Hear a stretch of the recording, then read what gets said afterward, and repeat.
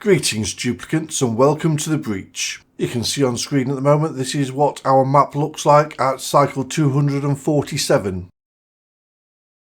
In the background while I've been digging out certain areas, I've started on producing a fish farm. Next to the fish farm you can see my evolution chamber for the hatches. The farm isn't presently hooked up to the power because it's going to take a lot of time to fill up with some clean water, which will hopefully give me enough time to produce a power plant.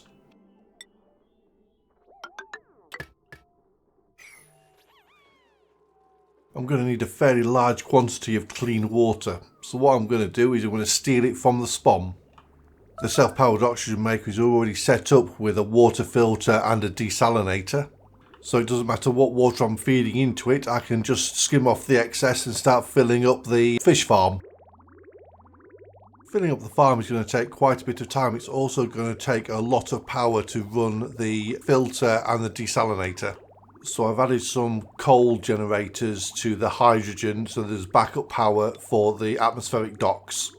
Losing power to the atmospheric docks could cause me quite a bit of problems. But more importantly, if the spawn loses power, then I'm in a serious amount of trouble. Because, you know, duplicates not being able to breathe is a big problem.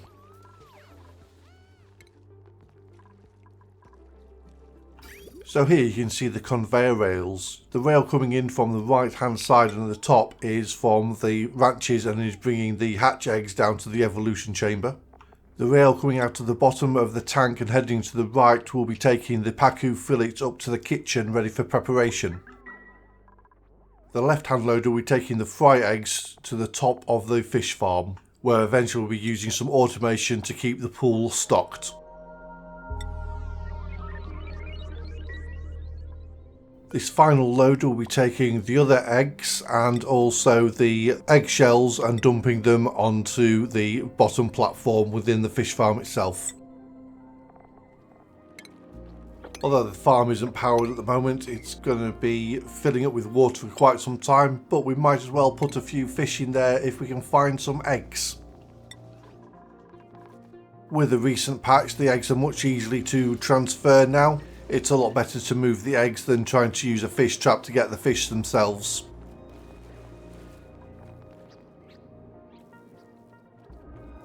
I've been putting a few tasks off and I've started to run out of time. I need to build a kitchen so I've got long-term storage of food. But for the kitchen to work I need power. Once I've increased my power output, then that means I can build the kitchen and then I can also power the fish farm. Once that's done, I can then build the industrial brick, because at the moment where I had the temporary setup, the water's now too hot and I can't actually refine any more metal. I haven't decided what type of industrial brick to build yet either. Either go for a mixed dirty brick, so carbon dioxide and steam, or just go for a cool brick and just use the normal steam turbine and aquatuner to keep it cool. Well, we've nearly run out of vents to uncover, so here I am hoping that this is going to be a cold liquid vent of some description. Well, it's a liquid vent, I don't think it's a cold one.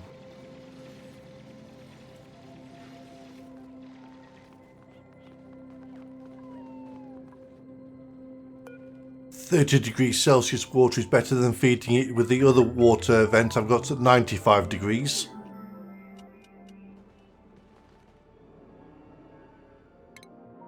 I've waited far too long to build my power generation unit, so it's going to be a bit of a rushed job. I'm going to make it open plan, so it's open to the air so the surrounding environment will cool it to start off with. I didn't expect the natural gas generators that I built 300 cycles ago to last this long. I'll build this power unit, wire everything in, and then make decisions later on how to rewire, because I'll need a lot of power for the kitchen because of the cooling units that I'm going to be using. For the foreseeable future, my primary means of producing power will be from burning natural gas. As these gas generators produce polluted water, I'm going to make sure that the water can pass through all of the levels that I build. A means of collection of this water isn't a priority at this point, but eventually I will want some mean of recycling this water, even if it's only just to feed plants. The plan is coal will be for emergencies only, natural gas will supply the majority of the power, and the hydrogen will fit in between. It will be used in reserve but also will be burnt off as I have excess, just topping up the power. I do like the small asteroids, but the only problem with the small asteroids is you do not get to use the travelling pipes, and I love watching my duplicants step into them and going thunk and disappearing off into the distance. I'll have the dupes travelling up and down the main spine of travel, and because all of them will need power, I will also have my power spine just behind them so I can easily supply them with power.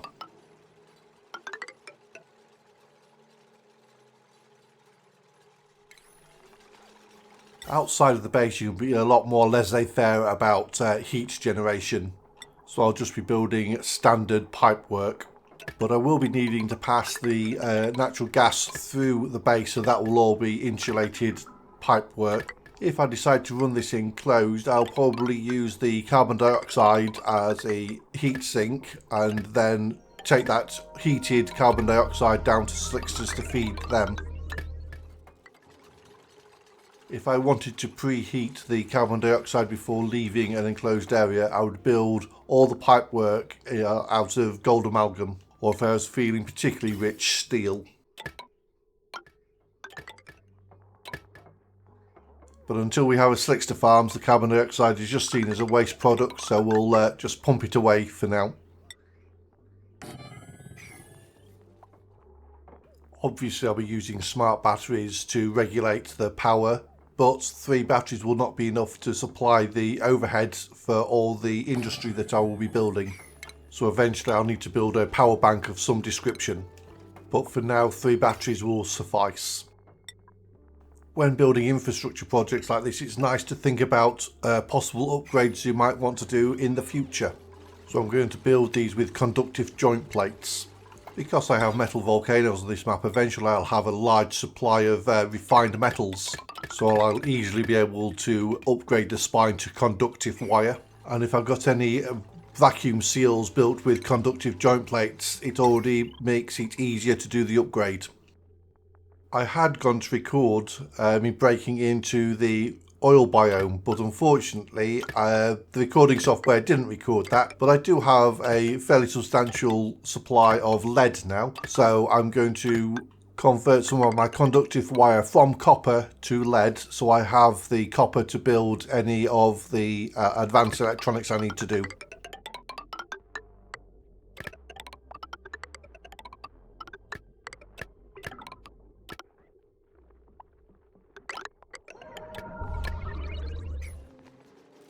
Well, as a quick side note, I made it to cycle 365. Nice. And here we are just putting in the final natural gas generators.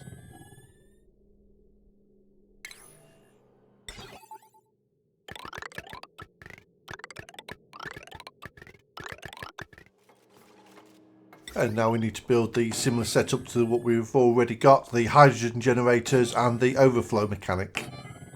At the moment the hydrogen setup will just take the excess hydrogen from our self-powered oxygen maker. It will store 2 tanks of hydrogen and then it will burn off the excess.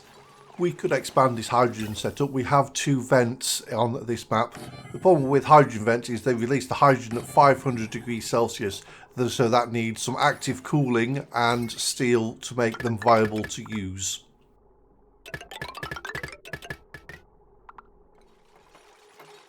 Three of the 4 hydrogen generators get hooked up to the smart battery. The 4th generator will use pipe mechanics to siphon off the overflow. Well, it looks like for now I'm just going to have to take the natural gas piping directly through the centre of the base.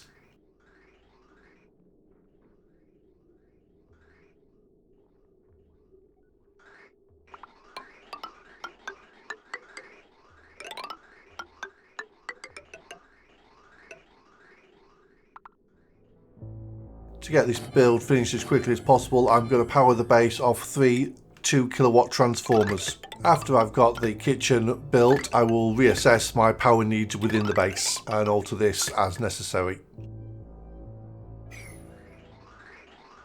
And there we have it, folks. Natural gas flowing to our generators and supplying us with power.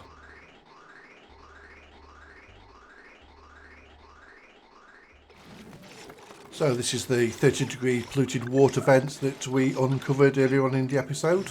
As this is the coolest water I have found, this is what I'll feed to the self-powered oxygen maker eventually, but first of all I'll get it tamed.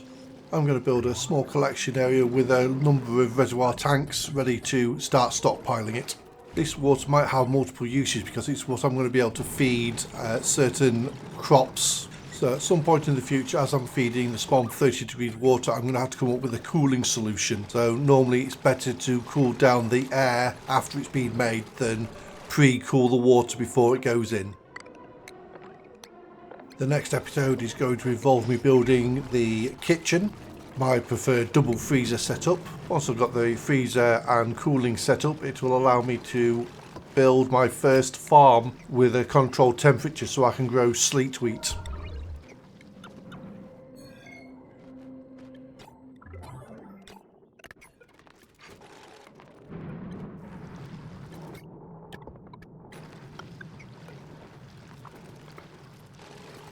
That damn Draco being a nuisance.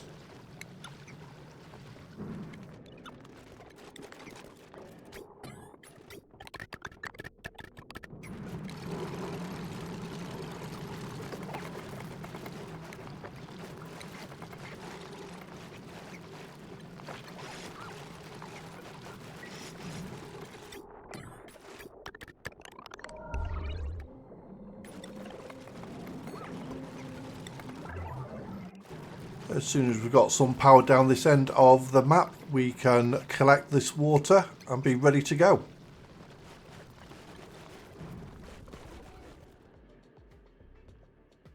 Thank you for watching, and I'll see you on the other side.